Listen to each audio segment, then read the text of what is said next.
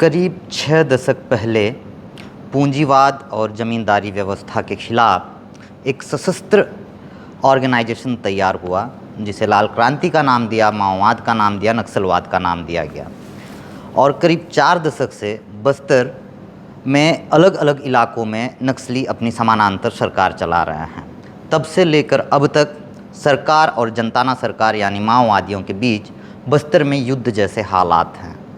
अब आए दिन माओवादी अलग अलग वारदातों को अंजाम देकर सुर्खियों में बने रहते हैं, चर्चा में बने रहते हैं।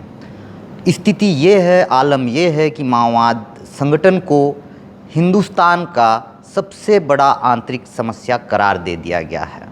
अब ऐसे में माओवाद समस्या को लेकर या माओवाद संगठन को लेकर कई लोगों के अपने सवाल हैं, जिज्ञासा है उन्हें जानने समझने की कि ये नक्सल संगठन होता कैसे है। मैंने भी सोचा क्यों ना माओवादियों के संगठनात्मक ढांचे को समझाया जाए, बताया जाए कि करीब 6 दशक से एक संगठन कैसे पूरे हिंदुस्तान के लिए आंतरिक समस्या का सबसे बड़ा खतरा बन गया है, उनका संगठनात्मक ढांचा कैसे काम करता है, बताऊंगा आपको आज की इस रिपोर्ट में। नमस्कार, मैं मुकेश चंद्राकर हूं और आप बस्तर जंक्शन देखना शुरू कर चुके हैं। बस्तर जंक्शन में आज माओवादियों के संगठनात्मक ढांचे यानी कि ऑर्गेनाइजेशन स्ट्रक्चर को समझने की कोशिश करते हैं कि किस तरीके से माओवादियों का संगठनात्मक ढांचा काम करता है कि एक इतनी बड़ी व्यवस्था से एक भूमिगत संगठन पिछले 6 दशक से लड़ रहा है। और इस दौरान कई मौतें भी हुई हैं, जिसमें सुरक्षा बल के जवानों की शहादतें हुई हैं, जिसमें कई नक्सली मारे गए हैं, जिसमें कई निर्दोष आदिवासियों की जान भी गई है। अब माओवादियों के संगठनात्मक ढांचे को समझना है, आपको बताना है, तो बेहतर है कि माओवाद संगठन से सीधा जो दो हाथ कर रहे हैं क्यों ना उनके माध्यम से आपको समझाया जाए, आपको बताया जाए। इसके लिए हमारे साथ बस्तर आईजी पी सुंदर राज जी हैं। सर, स्वागत है आपका बस्तर जंक्शन में। सर, हम माओवादियों के संगठनात्मक ढांचे को समझना चाहते हैं। बहुत आसान भाषा में आप हमारे दर्शकों को और मुझको माओवाद संगठन के संगठनात्मक ढांचे को बताएं और साथ ही अलग अलग विंग की अलग अलग जिम्मेदारियां होती हैं, ये कैसी जिम्मेदारियां सौंपी जाती हैं और जो बड़े कैडर्स हैं अब कितने बच गए हैं, उन पे कितने का इनाम घोषित है, किस किस इलाके में ये सक्रिय हैं, इन्हें बताइएगा प्लीज़। जैसा हम सबको विदित है, वर्ष 1967 में वेस्ट बंगाल के नक्सलबाड़ी गांव से ये नक्सल आंदोलन का शुरुआत हुई है। शुरुआत में वेस्ट बंगाल, आंध्र प्रदेश और इन इलाका तक सीमित रहा। धीरे धीरे ये संगठन आगे बढ़ते गई है और वर्ष 2004 में अलग अलग आउटफिट के रूप में काम करने वाला जो पीपल वॉर ग्रुप या माओइस्ट कम्युनिटी सेंटर, आमतौर पर पीपल वॉर ग्रुप दक्षिण भारत इलाके में जैसा आंध्र प्रदेश और वर्तमान के तेलंगाना, और एमसीसी उस समय बिहार, उत्तर प्रदेश और झारखंड इन इलाका में सक्रिय थे, दोनों का मर्जर हुआ और 2004 से ये सीपीआई माओवादी संगठन के रूप में इसका नाम पहचान में आया है। और आज की डेट में जो पूरा भारतवर्ष में यदि लेफ्ट विंग एक्सट्रीमिस्ट आउटफिट में सबसे यदि फॉर्मिडेबल, यदि ताकतवर यदि संगठन माओवादी संगठन के रूप में देखा जाए तो ये सीपीआई माओवादी संगठन आता है। और उसके जनरल सेक्रेटरी वर्तमान में जो बसवराजू है, लगभग 2004 से लेकर 2021-22 तक जो कमांडर इन चीफ हुए हैं सर, गणपति हुआ करते थे। उसके पश्चात बसवराजू वर्तमान में जो माओवादी का जनरल सेक्रेटरी के रूप में अभी सक्रिय है।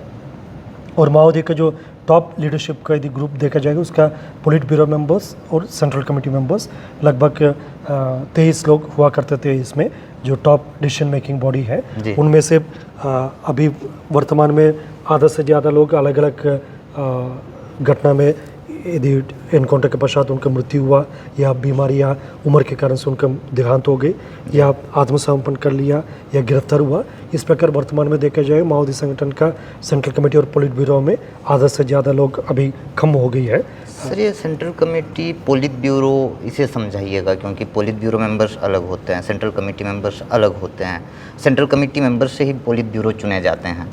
जैसा सेंट्रल कमेटी में लगभग 20 से लेकर 24 तक का सदस्यता रहते हैं और उनमें से जो सीनियर मोस्ट जो 6 लोग को पोलिट ब्यूरो मेंबर में भी रखते हैं। अच्छा, केवल 6 लोगों को? 6 से लेकर 8 तक से रहते हैं। जैसा अभी हाल फिलहाल की बात किया जाएगा, मतलब जैसा विगत 4 वर्षों में जो सेंट्रल कमेटी का जो 4 सदस्य जैसा रमन्ना, रामकृष्ण, हरिभूषण और हाल फिलहाल में एक पुलिस ब्यूरो में कड़कम सुदर्शन, इन 4 को दक्षिण बस्तर इलाका में उनका मेडिसिन सप्लाई के अभाव में उनका यानी जो भी कारण से, जो बीमारी के कारण से उनका मृत्यु हुई।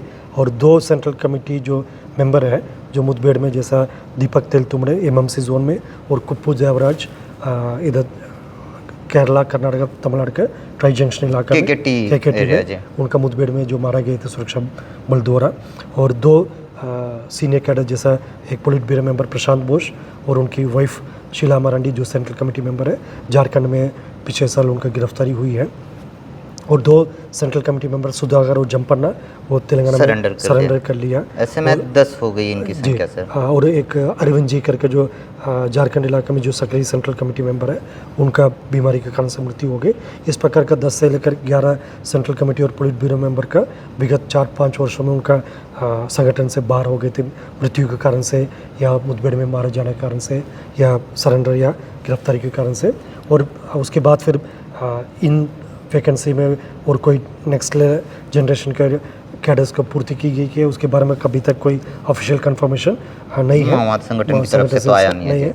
इस पे ये बात को भी हमको सुनने मिल रहा है जो माओवादी संगठन में जो टॉप लीडरशिप को लेकर काफ़ी खींचतान भी है, जैसा रमन्ना जो वर्ष 2019 के दिसंबर में उनका मृत्यु हुई, उसके पश्चात अभी भी ऑफिशियल सेक्रेटरी हुआ करते थे सर, जहाँ अभी भी ऑफिशियली मतलब किसी को DKZC सेक्रेटरी के रूप में किसी प्रेस विज्ञप्ति में हमको नाम देखने नहीं मिल रहा है। हाँ, जरूर ये बात चर्चा में आता है, मतलब जो के रामचंद्र रेड्डी है वो अभी DKZC का सेक्रेटरी की भूमिका अदा कर रहे हैं, या कभी कभी सुजाता थोड़ा एक्टिव रोल में देखे जाते हैं। लेकिन अभी तक माओवादी संगठन ने officially Dandakaranya special zone committee का किसी जो सेक्रेटरी का घोषणा नहीं की गई थी। जो बात हम इसमें कर रहे थे, मतलब जो माओवादी के जो टॉप लीडरशिप है जो सेंट्रल कमेटी और पुलिस ब्यूरो हुआ करते थे, मतलब उसी में सभी प्रकार का डिसीजन। ये 23 से 24 होते हैं सेंट्रल कमेटी मेंबर, यानी कि माओवादियों का शीर्ष नेतृत्व जो माओवादियों के नीति निर्धारण या फिर माओवादियों की रणनीति में बड़ी भूमिका अदा करते हैं, जिसमें 23 से 24 सदस्य होते हैं। जैसी कि जानकारी मिल रही है कि पिछले 3 से 4 सालों में माओवादियों के शीर्ष नेतृत्व को बड़ा झटका लगा है। करीब 11 जो माओवादियों के टॉप लीडर्स रहे हैं, जिनमें 5 लोगों की बीमारी से मौत हो गई, 2 की गिरफ्तारी झारखंड में हुई है। एक जो है दीपक तेलतुम्बड़े, जिन्हें C60 के जवानों ने MMC जोन, जो कि माओवादी संगठन द्वारा मध्य प्रदेश, महाराष्ट्र, छत्तीसगढ़ की सीमा पे एक नया जोन बनाया जा रहा है, उसका प्रभारी बनाया गया था, वो भी एनकाउंटर में मारे गए। और उसके बाद केकेटी में क्या नाम बताया, कुप्पुल देवराज, इनकी मौत हुई। तो इस तरह से देखा जाए 23 लोगों की जो सेंट्रल कमेटी की एक संगठनात्मक ढांचा होता है, जो इनका शीर्ष नेतृत्व होता है, उसमें से 11 लोगों की कमी हो गई। अब लगभग 12 लोग बचे होंगे शायद सर। जी, अभी जैसा उसमें और किसी को वो लोग प्रमोट करके पूर्ति किया नहीं किया, उसके बारे में काफ़ी कोई ऑफिशियल जानकारी अभी तक नहीं आ रहा है। और ये जैसा मैं पहले बताया था, ये बात भी सामने आ रही थी, मतलब इसमें काफ़ी आंदरूनी कलक भी नक्सल संगठन में है, वो जो किसको नेक्स्ट प्रमोट करना है। इसमें यह बात भी जो रीजनलिज्म का बात भी कई बार सामने आते हैं, क्योंकि शुरुआत से 2004 से तब से CPM माओवादी संगठन अस्तित्व में आए थे, तब से जो संगठन को तेलुगु कैडर्स अपने कब्जा में रखने के लिए पूरा कोशिश करते थे। गणपति लगभग 18 साल उसके जनरल सेक्रेटरी हुआ करते थे। अभी वर्तमान में जो अनदर जो तेलुगु कैडर है बसवराज उसका जनरल सेक्रेटरी है, और टॉप लीडरशिप देखा जाएगा 70 से 80% तक तेलुगु कैडर ही हुआ करते थे। हालांकि ये पुलिस का दावा है सर। इस विषय पे नक्सल संगठन से जब हमारी चर्चा चलती है, जब हम कहते हैं कि भाई क्षेत्रवाद के साथ क्षेत्रवाद हावी हो रहा है और तेलंगाना के कैडर्स और बस्तर के आदिवासियों का जो कैडर है इसमें तनातनी चल रही है, वो सिरे से खारिज कर देते हैं, अनऑफिशियली ऑफ रिकॉर्ड वो सिरे से खारिज कर देते हैं सर। उनका मजबूरी है सब करने का, लेकिन वास्तविकता ऐसा नहीं है। कमियां खामियां कौन सा संगठन या कौन सा डिपार्टमेंट एक्सेप्ट करेगा सर। हाँ, लेकिन इसका पीछे काफ़ी एक बड़ा कारण भी है, जैसा ठीक उसमें बात में और डिटेल्स है उस पर हम चर्चा भी करेगा।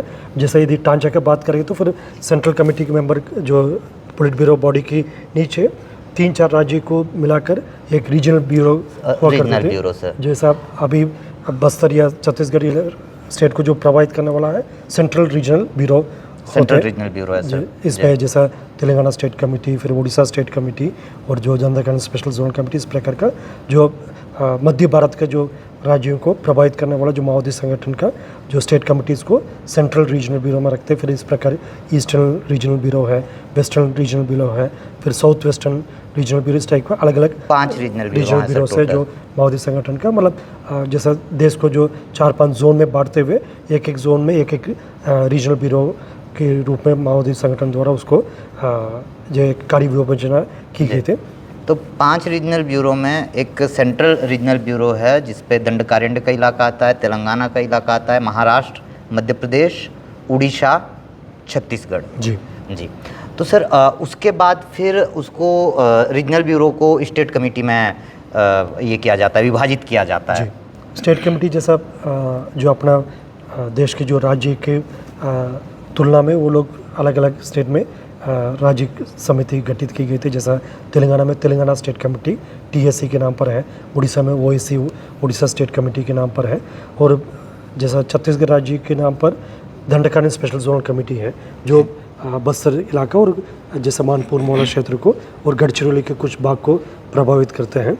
ये दंडकारण्य स्पेशल जोनल कमेटी एक और मुझको जो जानकारी मिली है सर, पूरे देश में अगर मौजूदा दौर में सबसे ज़्यादा मजबूत कोई स्पेशल जोनल कमेटी है तो वो दंडकारण्य स्पेशल जोनल कमेटी ही है।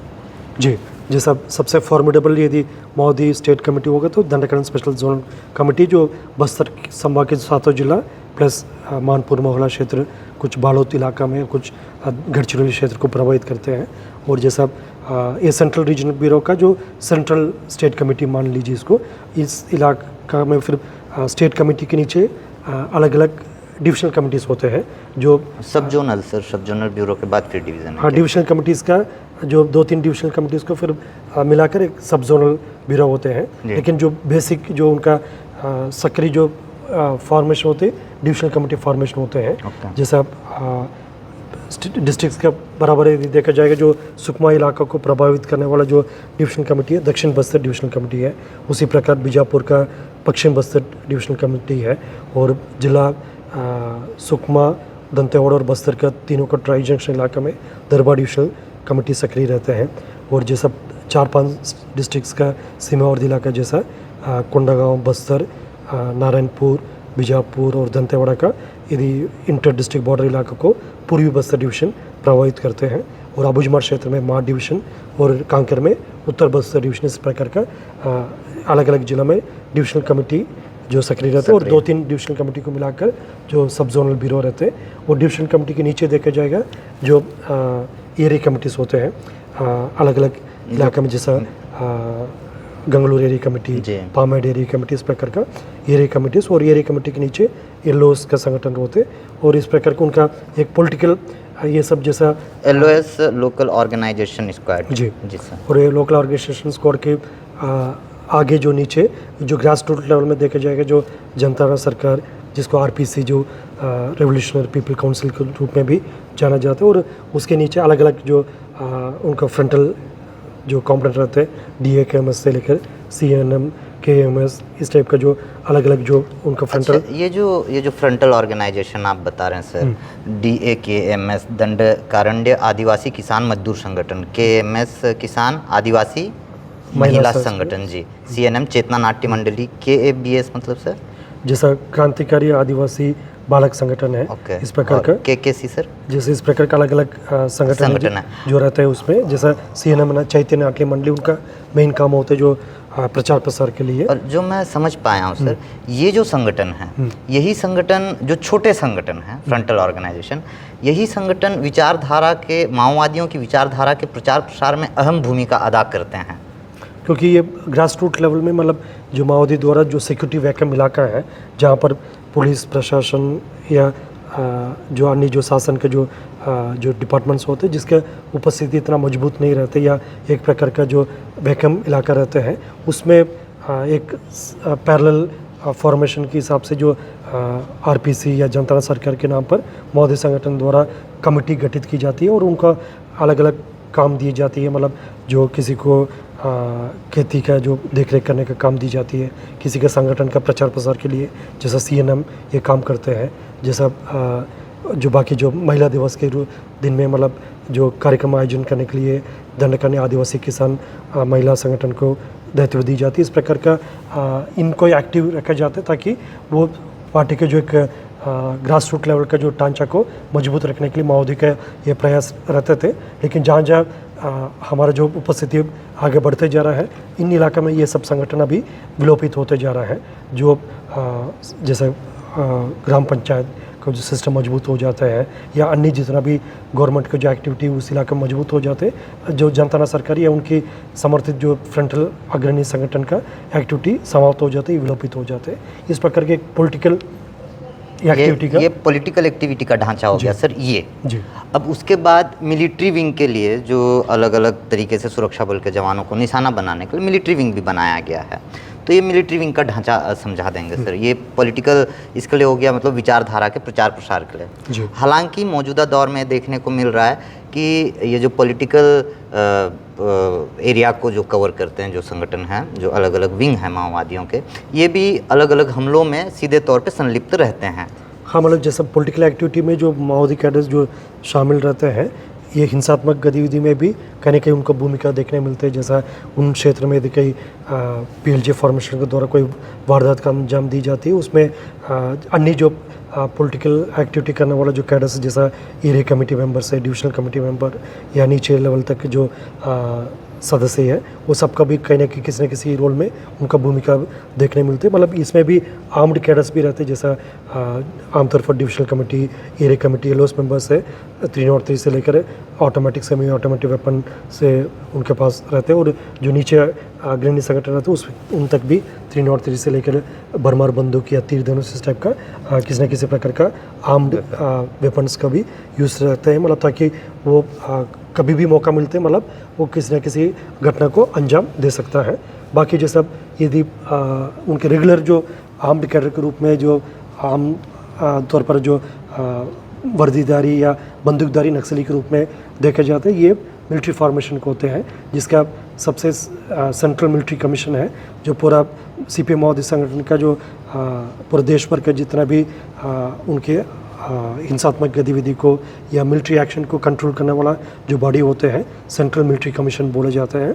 और उसके नीचे उसके कमांडर इन चीफ कौन है सर? जैसा सेंट्रल मिलिट्री कमीशन वर्तमान में जो CPM माओवादी संगठन के जो जनरल सेक्रेटरी है बसवराजू, लगभग 18 साल तक वो सेंट्रल मिलिट्री कमीशन की इंचार्ज रहा, तब से वो जनरल सेक्रेटरी बन चुकी है। उसके बाद देव जी को ये काम देखा जा रहा है।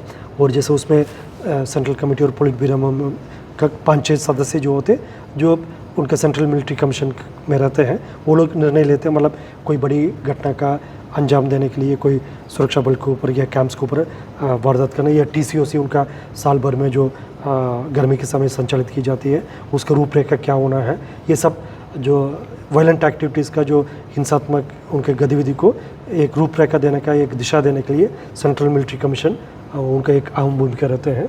और उसके नीचे फिर स्टेट मिलिट्री कमीशंस होते हैं। और जैसा इसमें भी रीजनल ब्यूरो होते हैं, सेंट्रल उसका स्टेट कमिटीज़ होते हैं, फिर सब जोनल ब्यूरो होते हैं। इस टाइप का मिलिट्री बॉडीज़ में भी उसी के समांतरण जो उनका एक्टिविटी होते हैं। और नीचे यदि ग्राउंड लेवल पर मतलब जो आर्म्ड जो एक्टिव कैडर्स देखे जाए तो PLGA यानी पीपल लिबरेशन गोरिल्ला आर्मी का जो प्लेटून्स होते हैं, कंपनीज होते हैं, और उनकी जो बटालियन होते हैं। जैसा CPM माओवादी संगठन का पूरा देश भर में एक बटालियन है जिसको PLG बटालियन नंबर 1 के रूप में पहचान है, और जिसके कमांडर हिडमा जो मूलतः जो दक्षिण बस्तर के पूर्ववर्ती गांव की रहने वाला है, वो कई वर्षों से मतलब PLG बटालियन नंबर 1 के कमांडर के रूप में कई वारदात को अंजाम दी गई। मतलब उनके नाम से अनेक प्रकार का अपराध कायम, मोस्ट वांटेड एक कैडर के रूप में क्षेत्र की जनता के कई लोगों के जान माल का नुकसान पहुंचाए थे। इस प्रकार का PLG बटालियन नंबर 1 का कैडर्स है और PLG कंपनी है, प्लेटून है। और नीचे देखा जाए तो ग्रास रूट लेवल पर उनका जो जन मिलिशिया कैडर्स है, जो इधर पॉलिटिकल फॉर्मेशन हम देखते हैं जैसा जनता सरकार के जो कैडर्स होते उस प्रकार के जो मिलिट्री फॉर्मेशन में जन मिलिशिया कैडर्स है, जो IED लगाने से लेकर जो बड़ी वारदात में जो PLG फॉर्मेशन को साथ देने वाला कैडर्स होते हैं, वो आमतौर पर गांव में रहकर जो काम करते हैं, जो कभी भी आवश्यकता हो से फिर वो संगठित होकर मतलब पीएलजी फॉर्मेशन को साथ देते हैं। इस प्रकार का माओवादियों का एक पॉलिटिकल एक्टिविटी का हो गई, दूसरा हो गया आपका मिलिट्री फॉर्मेशन का, और तीसरा जो विंग है जो आमतौर पर जिसको हम अर्बन नेटवर्क के रूप में या सप्लाई नेटवर्क के रूप में पहचानते हैं, वो जैसा गांव में, सेमी अर्बन इलाका में, अर्बन क्षेत्र में रहकर जो माओवादियों का लॉजिस्टिक्स का पूर्ति करने का और उनके प्रचार प्रसार के लिए और उनका अन्य जो शहरी संबंधित जो गतिविधि को अंजाम देने का वो काम करते हैं, वो भी एक ओवरग्राउंड एक्टिविटीज़ रूप में पहचान की जाती है उसका। ये दोनों मतलब अधिकतम अंडरग्राउंड जो भूमिगत कैडर्स होते हैं, वेरस लाइक जो माओवादियों का जो सप्लाई नेटवर्क या ओवरग्राउंड मतलब अर्बन नेटवर्क होते हैं, वो एक जो ओवरग्राउंड कैडर्स के रूप में शहरी इलाका में, अर्बन इलाका में, सेमी अर्बन इलाका में, इवन गांव बस्ती में रहकर अपना काम का अंजाम दी जाती है। इस कई प्रकार बार वो दबाव प्रभाव में भी करते हैं सर। हाँ, जो परिस्थिति जो भी है, लेकिन जो सीपीएम माओवादी संगठन है एक प्रतिबंधित और गैर कानूनी संगठन है और उनके इरादा में जो है एक वायलेंस सबसे केंद्रीय बिंदु रहते हैं और उनका प्रत्यक्ष रूप से अप्रत्यक्ष रूप से कोई भी संगठन या कोई भी व्यक्ति उनके लिए काम कर रहा तो फिर कानून के हिसाब से मतलब वो तो अपराधी के रूप में देखा जाता है। और भले वो शहर में रहकर या गांव में रहकर काम कर रहा है या अंडरग्राउंड के रूप में, कैडर के रूप में रहकर काम कर रहा है, सब माओवादी संगठन की जो उनकी कॉन्स्पिरेसी के लिए काम कर रहा है, इसलिए उनका हम उसी नज़रिए से देखना चाहिए। सर ये तो स्ट्रक्चर हो गया माओवादियों का, एक पॉलिटिकल फॉर्मेशन हो गया, एक मिलिट्री फॉर्मेशन हो गया। मौजूदा दौर में सर पूरे देश की बात करें, 3 राज्यों में अब सिमट गए हैं संभवतः माओवादी। सशस्त्र माओवादियों की संख्या कितनी होगी सर? जैसा रेगुलर जैसा पीएलजीए फॉर्मेशंस का जो कैडर्स है, जैसा पीएलजीए प्लेटून्स हो गई, कंपनी हो गई, बटालियन हो गई या जन मिलिशिया कैडर्स जिसके पास रेगुलर, मैं टॉप टू बॉटम तक की बात कर रहा हूँ सशस्त्र माओवादियों से। हाँ, सशस्त्र माओवादी कैडर का संख्या देखा जाए तो मतलब जैसा उसमें भी हम 2 प्रकार का वर्गीकरण कर सकता है, जो रेगुलर ऑटोमेटिक, सेमी ऑटोमेटिक और 303 टाइप का राइफल रखने वाला कैडर्स लगभग 1100-1200 के आसपास उनका संख्या हो सकता है। इसके अलावा जो अन्य जो मिलिशिया कैडर जैसा बरमार से लेकर आईडी, तीर धनुष एवं अन्य प्रकार के जो लोकल वेपन्स को इस्तेमाल करते हैं, उनकी संख्या कहीं ना कहीं मतलब 4000 के आसपास एक रफ एस्टिमेट देखा जाता है। लेकिन जैसे ये 4000 के आसपास जो कैडर आमतौर पर गांव में भी रहकर काम करते, बाकी समय जो खेती किसानी करते हैं या जो माइनर फॉरेस्ट प्रोड्यूसर्स का महुआ बीनने के लिए जाते, तेंदुपत्ता तोड़ाई में जाते, लेकिन कभी कोई बड़ी वारदात का अंजाम दी जाती, उसमें माओवादी का रेगुलर आर्म्ड कैडर के साथ देते। इस प्रकार का उनका आर्म्ड कैडर्स का एक संख्या का आंकलन है। जैसे पहले की तुलना में धीरे धीरे एक संख्या कम होते आ रहा है। जी, बहुत धन्यवाद सर। जैसे इस विषय को आपके माध्यम से दर्शक लोगों को बताने के पीछे मेन मकसद भी है, क्योंकि सीपीएम माओवादी संगठन इतना वर्षों से मतलब अपना गतिविधि को थोड़ा गोपनीय रखते हुए जो अपना गतिविधि को मतलब एक बाइक के वातावरण में सिर्फ एक टेरर की जो माध्यम से जनता को ऊपर अपना प्रभाव असर दिखाने के लिए कोशिश करते हैं। जो माओवादी संगठन का जो बारे में लोग जितना ज़्यादा से जानेगा, फिर उनके असलियत को भी पहचान सकता है, क्योंकि माओवादी संगठन के पास आज की डेट में कोई विचार नहीं रहा, उनके पास कोई आइडियोलॉजी नहीं रहा। जनता को जल जमीन जंगल की दिग्भ्रमित जो प्रोपेगेंडा के माध्यम से प्रभावित करने के लिए कोशिश करते हैं, और उनका जो पूरा गतिविधि का मूल सिद्धांत है जो उनके माओ से उनका जो आइडियोलॉजी भी हुई है, जो power flows out of the barrel of the gun, यानी बंदूक की नोक पर हम सत्ता चला सकता, हासिल कर सकता है। उसी सिद्धांत में उनका लोकतंत्र की व्यवस्था के ऊपर उनके किसी प्रकार का विश्वास है, कोई आस्था नहीं। जो लोकतंत्र की व्यवस्था पर भरोसा करते, उनका किसी न किसी रूप में क्षति पहुंचाने के लिए उनका एक इरादा रहते। जो माओवादी के जो सिद्धांत हमारा देश के परिप्रेक्ष्य में जो अभी हमारा जो एक लोकतंत्र की व्यवस्था है, जितना एक पूरा दुनिया के लिए एक उदाहरण के रूप में पेश की जाती है, उसके लिए तुलना में माओवादी के सिद्धांत कहीं भी मतलब टिकते नहीं, कहीं भी मतलब उनका रिलेवेंस नहीं रह गई थे। जनता इस बात को समझना चाहिए, और काफ़ी हद तक जैसा मीडिया के माध्यम से, जो आप सब लोग की रिपोर्ट के माध्यम से, और पुलिस भी अपना कम्युनिटी आउटरीच प्रोग्राम के माध्यम से अलग अलग प्रकार का कार्रवाई करते हैं। इसमें माध्यम से जनता काफ़ी हद तक उनका माओवादी संगठन का असलियत को समझ लिया और इसलिए उनका साथ देना भी धीरे धीरे छोड़ दिया है। और आने वाले समय में हमको पूरा विश्वास है, जिस तरीके से जो माओवादी संगठन के क्षेत्रफल सिमटते जा रहा है, उनके पैर के नीचे से ज़मीन खिसकते जा रहा है, उनके खात्मा आने वाला बहुत जल्दी होगा, ताकि इन इलाके में जो जनता के मंशानुरूप एक शांति व्यवस्था स्थापित करके उनकी जनता की इच्छा अनुसार विकास कार्य को हम गति प्रदान कर सकता है और क्षेत्र में एक आने वाला पीढ़ी के लिए एक सुरक्षित और शांतिपूर्ण बस्तर का सौंप सकता है। बिल्कुल, बहुत धन्यवाद सर। Thank you. आपने बहुत विस्तार से सरल भाषा में सरल शब्दों का इस्तेमाल करते हुए दर्शकों को माओवादियों के संगठनात्मक ढांचे को समझाया है। जैसा कि बस्तर आईजीपी सुंदरराज बता रहे हैं कि माओवादियों का जो पॉलिटिकल स्ट्रक्चर है, जो संगठनात्मक ढांचा है, उसमें पॉलिटिकल फॉर्मेशन के लिए पूरी एक अलग व्यवस्था बनाई गई है, साथ ही मिलिट्री फॉर्मेशन के लिए एक अलग व्यवस्था बनाई गई है। बस्तर आईजीपी सुंदरराज का दावा ये भी है कि अब पूरे देश भर में केवल 1200 सशस्त्र माओवादी हैं। यदि इसमें जो लोकल कैडर्स हैं, जो निचला कैडर है, उन्हें शामिल कर लिया जाए तो करीब 4000 के आसपास इनकी संख्या रह जाती है।